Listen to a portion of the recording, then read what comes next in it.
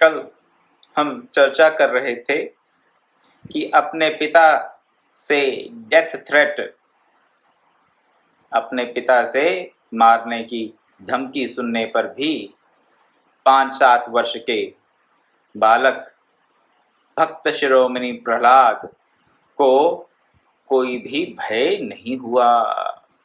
कोई भय नहीं हुआ। किसके प्रभाव से भय नहीं हुआ? नाम के प्रभाव से।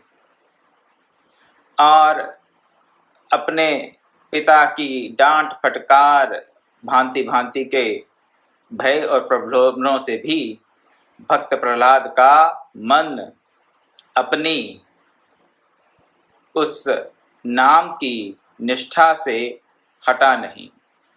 नाम में, भगवान के नाम में निष्ठा और भगवत चरणों में निष्ठा, भक्ति के मार्ग में निष्ठा उनकी बनी रही, छूटी नहीं। क्यों नहीं छूटी? क्योंकि वो गुरु से दीक्षित थे और गुरु से शिक्षित भी थे। जन्म से पहले ही माता के गर्भ में देवऋषि नारद ने ही उनको मंत्र दीक्षा दी और देवऋषि नारद ने ही उनको शिक्षा भी प्रदान की, जिसके कारण उनके मन में भगवान नाम के प्रति, भगवत चरणों के प्रति, भगवत भक्ति के प्रति संपूर्ण निष्ठा थी। ये नाम की निष्ठा का ही प्रभाव है कि हम प्रहलाद जी को भक्त शिरोमणि कहते हैं। अगर आप थोड़ा विचार करें कि तप किसने ज्यादा किया, तप भक्त प्रहलाद ने ज्यादा किया कि उनके पिता हिरण्यकशिपु ने? और श्रीमद् भागवत के प्रसंग को आप अगर पढ़ेंगे, 7वें स्कंध में ये प्रसंग आता है प्रहलाद महाराज का और नरसिंह अवतार का।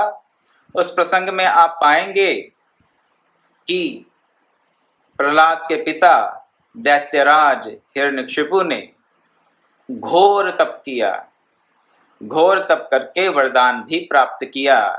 और अगर हम भक्त प्रहलाद के जीवन को देखते हैं तो आप विचार कीजिए कि 5-7 वर्ष का बालक क्या भला तप करेगा और वो कितना तप कर लिए होगा। उनके पिता ने तो हजारों वर्ष तक तप किया।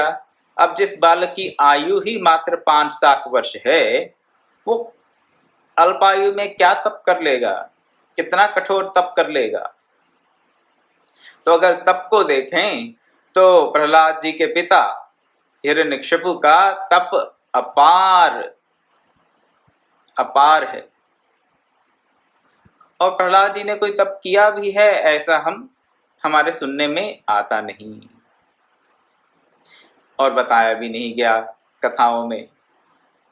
तो क्या कारण है कि भक्त प्रहलाद तो भक्त शिरोमणि कहे गए और हिरण्यकशिपु इतना अपार तप करने वाले क्या कहे जाते रहे? अब भी क्या कहे जाते हैं? दैत्यराज, असुरराज। उनकी संज्ञा तो राक्षस की राक्षस ही रही। तप तो उन्होंने बहुत किया। सकाम तप और निष्काम भक्ति का यही अंतर है। प्रहलाद महाराज ने क्या किया? उन्होंने नाम का आश्रय लिया। और हिरण्यकशिपु ने किसका आश्रय लिया? भगवान का आश्रय लिया, लेकिन उन्होंने आश्रय लिया अपने तप का। भगवान का भी भगवान के लिए उन्होंने तप किया ऐसा नहीं कह सकते। भगवान से कुछ प्राप्त करने के लिए उन्होंने तप किया, यही कहना ठीक होगा। सकाम भक्ति की, भगवत प्राप्ति के लिए नहीं, भगवान से कुछ प्राप्त करने के लिए अपार तप किया। तप का उन्होंने आश्रय लिया, अपने तप का। नाम का आश्रय नहीं लिया, भगवान का भी आश्रय नहीं लिया। सही मायने में तो आश्रय लिया तप का। और तप से उन्होंने कुछ लौकिक सिद्धि प्राप्त कर ली, कुछ लौकिक सिद्धि प्राप्त कर ली अपने तपोबल पे। प्रहलाद जी ने कोई तप नहीं किया, केवल और केवल अपने गुरु के बताए हुए मार्ग पे चले और अपने आप को उन्होंने भगवान के नाम में अपने मन को, अपनी बुद्धि को, अपने आप को समर्पित कर दिया। और भगवान के नाम में अपने आप को समर्पित करने के कारण ही उनको हम भक्त शिरोमणि कहते हैं। किसी और को भक्त शिरोमणि नहीं कहा जाता, प्रहलाद जी को ही भक्त शिरोमणि कहा जाता है। तुलसीदास जी ने भी कहा बालकांड में, जब नाम की महिमा का वर्णन कर रहे हैं तो कहते हैं, नाम जपत प्रभु कीन प्रसादु, भगत शिरोमणि भे प्रहलादु। तो प्रहलाद जी भक्त शिरोमणि किस कारण बने? नाम के कारण बने। तो ये भगवान का जो नाम है वो है क्या? पिछले 2-1 दिन से हम थोड़ी थोड़ी चर्चा प्रसंगवश इस पे कर रहे हैं कि भगवान का नाम है क्या। और कल आपको कुछ पद्म पुराण से भी उद्धरण दिए गए कि भगवान में और भगवान के नाम में कोई अंतर नहीं है। परंतु तुलसीदास जी तो उससे भी एक कदम आगे निकल गए। कहते हैं नाम बड़ा है और भगवान छोटे। कौन से भगवान? कहते हैं अगर आप निर्गुण की उपासना करते हैं वो भी नाम से छोटे, अगर आप सगुण साकार की उपासना करते हैं वो भी नाम से छोटे। दोनों ही नाम से छोटे बता दिए उन्होंने। तो क्यों छोटे हैं उस पे आज थोड़ी चर्चा करेंगे, और नाम की इतनी महिमा क्यों है उस पे भी चर्चा करेंगे, और नाम के वश भगवान कैसे हैं, भगवान अपने नाम के वश कैसे हो जाते हैं, उस पे भी थोड़ा प्रकाश डालने का आज प्रयास किया जाएगा। प्रहलाद जी अभी कहाँ पर हैं? प्रहलाद जी अभी गुरु आश्रम में वापस आ गए। पिता ने उनकी हत्या करनी चाहिए तो उनके जो गुरुकुल के गुरु थे षंड और आमर्क, उन्होंने क्या किया? दैत्यराज हिरण्यकशिपु से प्रार्थना की कि आप अपने इस पुत्र को, इस 5-7 वर्ष के बालक की आप हत्या ना करें, इसको मत मारें। हम इसे अच्छी प्रकार से ऐसा पाठ पढ़ाएंगे कि ये नहीं लेगा, ये दोबारा भगवान का नाम नहीं लेगा, भगवान का नाम नहीं लेगा, भगवान की भक्ति नहीं करेगा। लेकिन ऐसा करने में षंड और आमर्क सफल नहीं हो पाए। षंड और अमर्क को सफलता नहीं मिली और प्रहलाद जी ने गुरुकुल में ही अपने सहपाठियों के साथ भगवत नाम का कीर्तन निरंतर करने का प्रयास किया। तो इस नाम कीर्तन के बल पर, इस नाम के आश्रय से भक्त शिरोमणि भे प्रहलादु। तुलसीदास जी कहते हैं, समझत सरिस नाम और नामी, प्रीति परस पर प्रभु अनुगामी, नाम रूप दुई ईस उपाधि, अखथ अनादि सुसामझि साधी। नाम और नामी का जो संबंध है, नाम और नामी का संबंध, उस पे प्रकाश डाल रहे हैं तुलसीदास जी।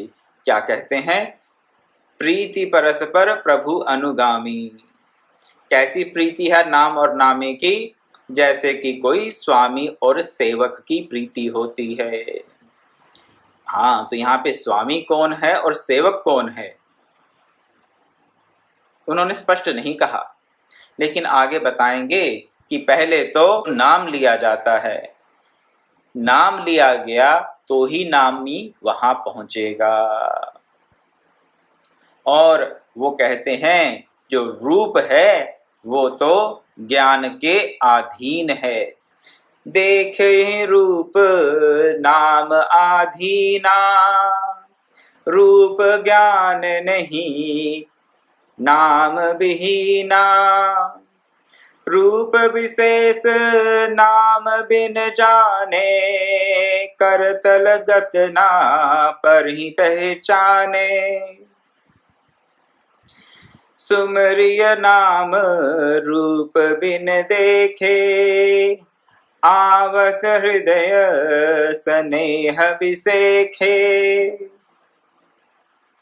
तो नाम बड़ा है या नामी बड़ा है, तुलसीदास जी कहते हैं ये कहने में अपराध मालूम होता है, परंतु फिर भी जो नाम है वो नाम किसके अधीन है? नाम किसी के अधीन नहीं है, लेकिन जो नामी है वो नाम के अधीन जाना जाता है। नामी का जो रूप है वो नाम के अधीन जाना जाता है। नामी का रूप नाम के अधीन जाना जाता है। तो मैं ये कह रहा था कि जो रूप है वो नाम के अधीन जाना जाता है, और अगर रूप पता हो और नाम का पता ना हो तो वो अगर हाथ पर भी रखा हो तो भी समझा नहीं जाता, हम समझ नहीं पाते उसे। इस बात को समझाने के लिए मैं एक प्रसंग आपके सामने रखूंगा। परम पूज्य गुरुदेव ब्रह्मश्री विश्वात्मा बावरा जी पहली बार लुधियाना आ रहे थे। दिल्ली से ट्रेन में पहली बार लुधियाना आ रहे थे, और उनको जिस समय पहुंचना था उससे 1 घंटे पहले वो पहुंच गए। सुबह 5 बजे पहुंचने वाले थे और 4 बजे पहुंच गए। ट्रेन दूसरी थी कुछ और वजह से, लेकिन 1 घंटा पहले पहुंच गए। लुधियाना स्टेशन पर पहुंच गए तो उस समय ये सन 60 की बात है, मेरे ख्याल से 60 के दशक की बात होगी कि वो आए लुधियाना में, और वहाँ पर उतरे तो बैठ गए। फ़ोन वोन तो थे नहीं उन दिनों कि किसी को फ़ोन करें या कोई फ़ोन करके पूछे कि कहाँ पर पहुँचे, कब पहुँचेंगे। आज ऐसी टेक्नोलॉजी तो तब थी नहीं कि 5-5 मिनट के बाद मैसेज कर रहे हैं कि कहाँ पहुँच गए, यहाँ खड़े हैं, यहाँ बैठे हैं। तो हुआ क्या, गुरुजी 11 पहुँचने वाले थे, 5 बजे पहुँच गए 4 बजे और प्लेटफॉर्म पर बैठ गए। अब जो लोग लेने आने वाले थे वो तो अपने समय से आए ये सोच के कि गाड़ी का समय 5 बजे का है। फूल माला इत्यादि स्वागत के लिए हाथों में लिए ढूंढ रहे हैं, क्या बावरा जी कहाँ हैं, बावरा जी कहाँ हैं, बावरा जी आने वाले हैं। लेकिन उन्होंने गुरुजी को देखा नहीं था, और गुरुजी वहाँ ही एक प्लेटफॉर्म पर बैठे बैठे ये सब देख रहे थे। तो जब किसी एक व्यक्ति ने कहा उनसे कि आपको पता है बावरा जी आने वाले हैं, वो अभी आए या नहीं आए, क्या आपने देखा बावरा जी को? तो उन्होंने कहा मैं ही बावरा हूँ। जब उन्होंने कहा मैं ही बावरा हूँ तो सब के सब लोग जो प्लेटफॉर्म पर इधर उधर देख रहे थे कि बावरा जी कहाँ होंगे, किस तरफ से आ रहे होंगे, इस ट्रेन के कौन से डिब्बे में बैठे होंगे, कहाँ से उतर के आएंगे, उन सब का ध्यान सब प्रकार से एकाग्रित होकर जहाँ गुरुजी बैठे थे, जहाँ गुरुजी विराजमान थे, वहां पर उनका ध्यान क्या हुआ, केंद्रित हो गया। कब केंद्रित हुआ? गुरुजी बावरा जी तो पहले ही वहां स्टेशन पे बैठे थे 1 घंटे से, लेकिन जब तक उनके नाम का पता नहीं चला, उनके रूप का ज्ञान हुआ नहीं। रूप का जो ज्ञान है वो नाम के अधीन बताया गया है। रूप का ज्ञान नाम के अधीन है। अब आप हो सकता है मन में सोच रहे हो, ये संशय मेरे मन में भी आया था, इसलिए आपके सामने रख रहा हूं कि चलिए आज से 150 वर्ष पहले तो फेसबुक इत्यादि ये सोशल मीडिया तो नहीं थे। अब तो दुनिया भर की फोटो लोग डाल देते हैं फेसबुक पर और सोशल मीडिया चैनल्स पे, इंस्टाग्राम पर, और आजकल तो बच्चे स्नैपचैट और और चैनल इस्तेमाल कर रहे हैं जिनका हमें शायद ज्ञान भी ना हो। तो अब हम मन में ये संशय आ सकता है कि अब तो रूप का ज्ञान बिना नाम के हो जाता है। फोटो देख लीजिए, रूप का ज्ञान हो गया। नाम ना भी पता हो तो फोटो देखेंगे तो रूप का ज्ञान हो गया, ऐसे मन में संशय आ सकता है। परंतु थोड़ा विचार करेंगे तो समझ आएगा कि नहीं, तुलसीदास जी ने जो सिद्धांत बताया कि जो रूप है वो नाम के अधीन है, ये सर्वदा सर्वदा सत्य है। क्यों?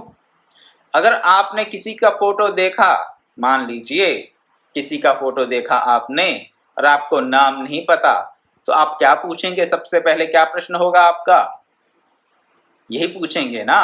अगर आप जानना चाहेंगे कि ये भाई कौन है, इनका क्या नाम है, ये कौन है, उनका परिचय जानना चाहेंगे आप।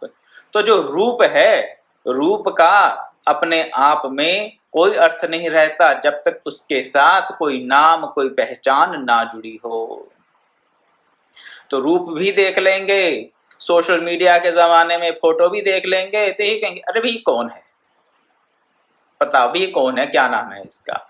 तो जब तक नाम का, पहचान का ज्ञान ना हो तो रूप अर्थहीन होता है।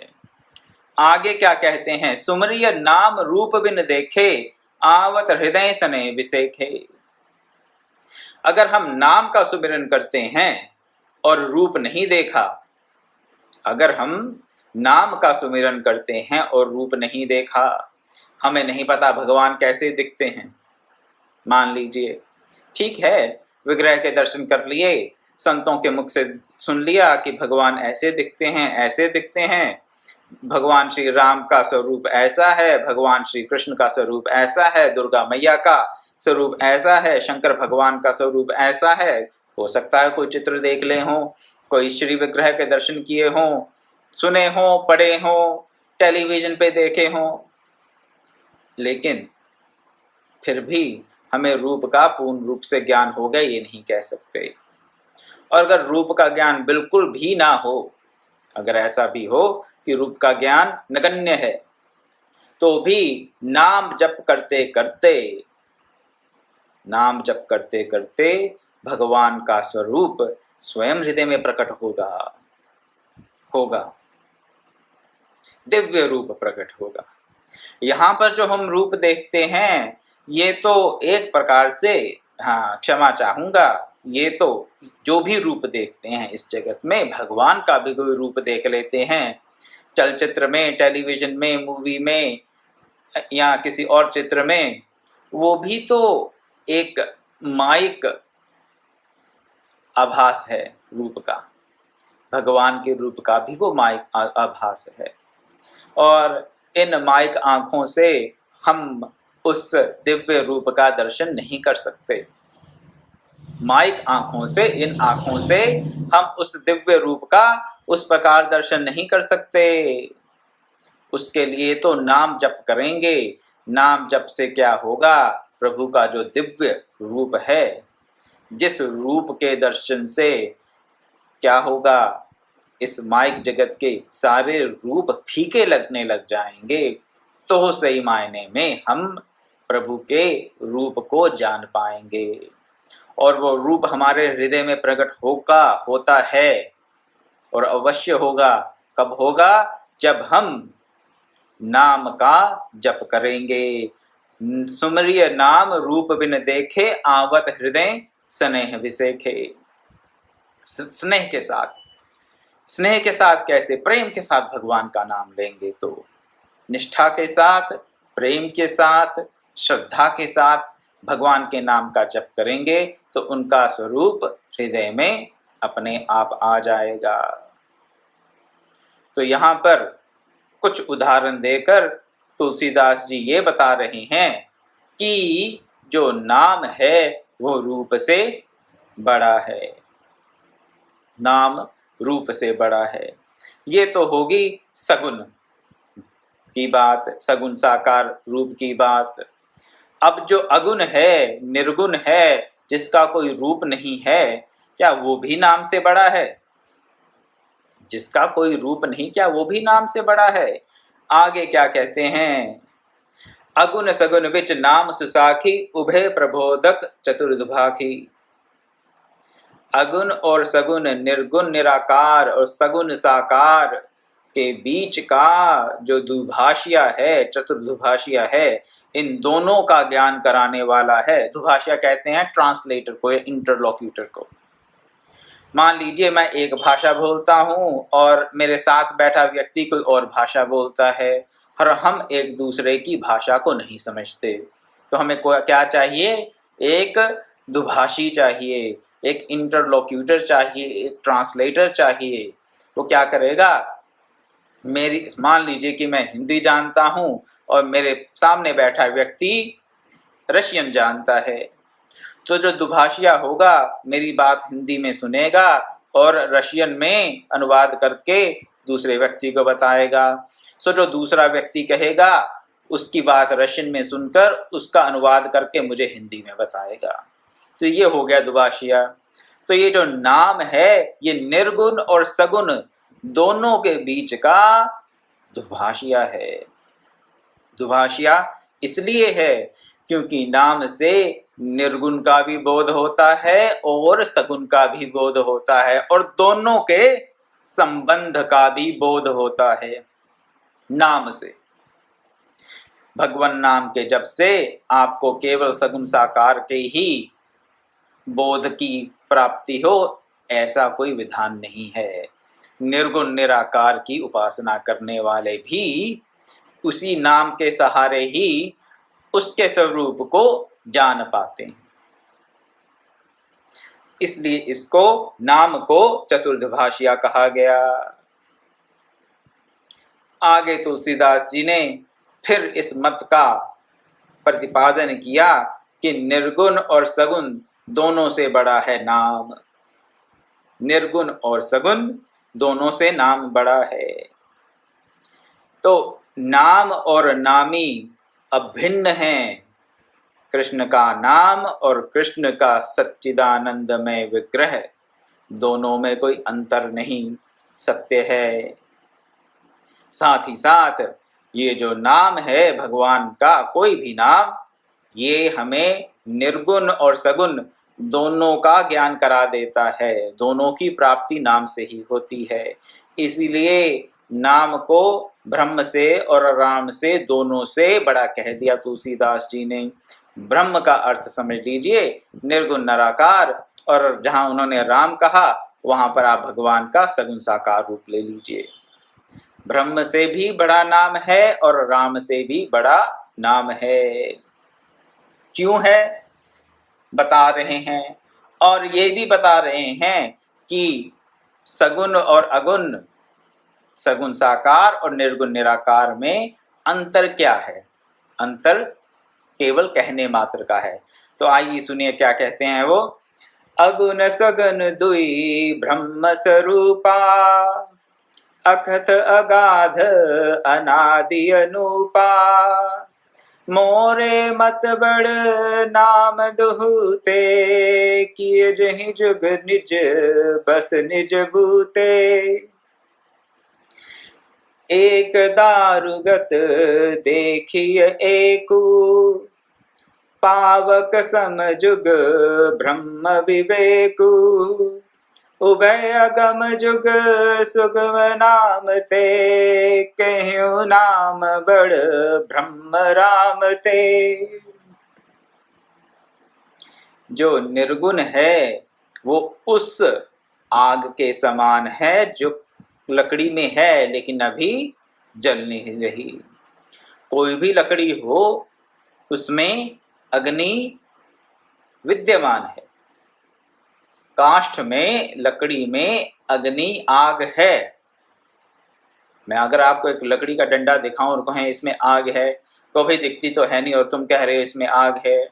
अच्छा, वो क्या हुआ, दिखती नहीं है लेकिन आग है। वो क्या है, वो है निर्गुण, निर्गुण निराकार।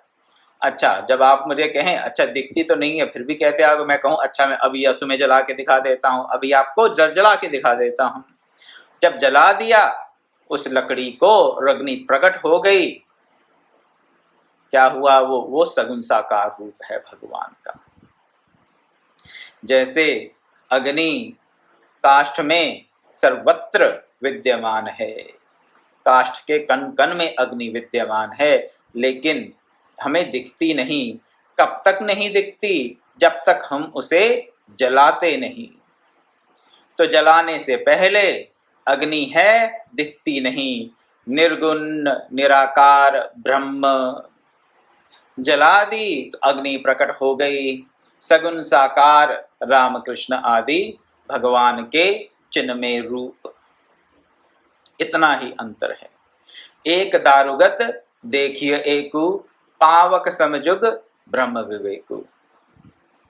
एक दारुगत है और एक देखने में आती है। एक काष्ठ में छुपी हुई है, काष्ठ में व्याप्त है, प्रकट नहीं है, और लेकिन दूसरी प्रकट है। इतना ही अंतर है। लेकिन दोनों को हम नाम से जान सकते हैं, नाम से जान सकते हैं। आगे तुलसीदास जी कहते हैं, व्यापक एक ब्रह्म अविनाशी, सतचेतन धन आनंद राशि। अस प्रभु हृदय अछत अविकारी, सकल जीव जग दीन दुखारी। नाम निरूपन नाम जतन ते, सौ प्रगटत जिमी मोल रितन ते। क्या ब्रह्म तो हर जगह विद्यमान है। व्यापक ब्रह्म, एक ब्रह्म अविनाशी, एक ब्रह्म जगह जगह हर जगह विद्यमान है, घट घट में विद्यमान है।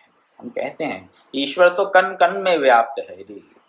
कण कण में व्याप्त जो ईश्वर है, ब्रह्म है, क्या वो हमारे काम आ रहा है? कण कण में व्याप्त जो ईश्वर है, क्या वो हमारे दुख, हमारे विषाद, हमारे संताप को जड़ से उखाड़ फेंकने में समर्थ है? नहीं। भगवान कण कण में है और हमारे जीवन के पल पल में विषाद भी है। उस भगवान को हम क्या कहते हैं? सच्चिदानंद, परम चैतन्य घन सच्चिदानंद। सच्चिदानंद जो सच्चिदानंद है, अगर वो कण कण में व्याप्त है तो हमारा फिर जो जीवन है पल पल दुखों से भरा हुआ क्यों है? ये विषमता क्यों? ये कॉन्ट्राडिक्शन, ये पैराडॉक्स क्यों? आगे यही कह रहे हैं वो, अस प्रभु हृदय अछत अभिकारी, सकल जीव जग दीन दुखारी। ऐसे प्रभु अगर हमारे घट घट का वासी प्रभु जो है, वो प्रभु अगर हमारे हृदय में बैठा हुआ है, ईश्वर सर्वभूतानां हृद्देशे अर्जुन तिष्ठति। भगवान ने कहा गीता में अर्जुन को कि ईश्वर तो सभी भूतों के, सभी प्राणियों के हृदय देश में अवस्थित है, बैठा हुआ है। तिष्ठति, बैठा हुआ है। तो यही बात यहाँ कह रहे हैं, अस प्रभु हृदय अछत अभिकारी, सकल जीव जग दीन दुखारी। फिर सब दुखी हैं। पूछ लीजिए, इस जगत में अधिकतर जीव दुखी ही हैं, अधिकतर मानव दुखी ही हैं। और जो कहता भी है कि मैं सुखी हूँ, 4 दिन बाद पूछोगे तो उसका जो स्टेटमेंट है वो बदला हुआ होगा। आज जो सुखी अगर कुछ समय के लिए कोई सुख का अनुभव कर भी रहा है तो वो स्टेटमेंट बदलने में समय नहीं लगता। सुख इस जीवन में उसका आभास होता है 2-4 पल के लिए, और दुख का आभास होता है बाकी सब जीवन भर। जीवन पर्यंत दुखों की मार जीव झेलते रहते हैं, और ऐसा अविकारी सच्चिदानंद घन परमात्मा बैठा कहाँ है? हृदय में। इसलिए क्या कहा? नाम निरूपन नाम जतन ते, सो प्रगटत जिमी मोल रतन ते। हृदय में बैठा परमात्मा आपको दर्शन दे देगा। कैसे? कैसे दर्शन देगा? जब हम उसके नाम का जप करेंगे। उसका नाम लेने से वो जो नामी है वो आपके हृदय में प्रकट हो, है तो सही वहीं पे, लेकिन प्रकट हो जाएगा, आपको दर्शन दे देगा। कैसे? सौ प्रगटत जिमी मोल रतन ते। जैसे कोई रत्न का मूल्य बताए तो हमें पता चल जाता है, ओह ये जो रत्न है कितना बहुमूल्य है। जब तक कोई मोल ना बताए, जब तक कोई जौहरी मोल ना बताए किसी रत्न का, तो एक सामान्य मनुष्य नहीं कह सकता कि ये जो रत्न है क्या ये कांच का टुकड़ा ही है या कोई अमूल्य रत्न है। तो जैसे रत्न का मोल प्रकट किया जा सकता है, रत्न तो ऑलरेडी है वहां पर, ये नहीं कि रत्न बनाना है या कहीं से लेके आना है। रत्न हमारे सामने पड़ा है, लेकिन रत्न का मोल जब तक कोई नहीं बताएगा हम उसके मूल्य को नहीं जान पाएंगे। उसी प्रकार भगवान तो हृदय में बैठा हुआ है, परंतु जब तक नाम रूपी मोल से हम उसको नहीं प्राप्त करेंगे तब तक वो प्रकट होगा नहीं। क्या मोल देना है यहाँ पर? नाम का। भगवान नाम के उच्चारण से, नाम के जप से, गुरु प्रदत्त मंत्र के जप से श्रद्धा के साथ मंत्र का जप किया जाए, प्रेम के साथ, निष्ठा के साथ जप किया जाए, नाम को और नामी को एक माना जाए, नाम को नामी से भी उच्च माना जाए, ऐसी निष्ठा के साथ जप करें तो आपके भीतर में बैठा हुआ परमात्मा स्वयं प्रकट होगा। इसी को कहा जाता है कि भगवान का नाम लो और भगवान स्वयं दौड़े चले आएंगे। दौड़े कहाँ से चले आएंगे जी? कहीं और बैठे हुए हैं कि वहां पर है और वहां से यहाँ आ जाएंगे? ये तो भ्रांति मात्र है। जब हम ये कहते हैं व्यापक ब्रह्म एक अविनाशी, तो अगर वो व्यापक है, हर जगह है, तो उसे एक जगह से दूसरी जगह जाने की क्या आवश्यकता है? जा ही नहीं सकता। एक जगह से दूसरी जगह तो वो व्यक्ति जाएगा, वो वस्तु जाएगी जो एक जगह हो और दूसरी जगह ना हो। जो सब जगह है वो कहाँ नहीं है? जो कहीं है और कहीं नहीं है, जिसके साथ ऐसा संबंध नहीं है, जिसके साथ ऐसी बात नहीं कि कहीं है और कहीं नहीं है, जो सब जगह है वो कहाँ जाएगा? बस यही बात है। जैसे रत्न का मोल कोई जौहरी बताए तो पता चलता है, वैसे ही जब नाम का जप करते हैं तो भीतर बैठा परमात्मा हमें दर्शन देता है। नाम की इसलिए महिमा बताई गई है। भक्त प्रहलाद से ही संबंधित एक दोहा आपके सामने रखकर आज अपनी वाणी को विराम दूंगा। राम नाम नर केसरी, कनक कसिप कलिकाल, जापक जन प्रहलाद जिमी, पाल ही दल सुरसाल।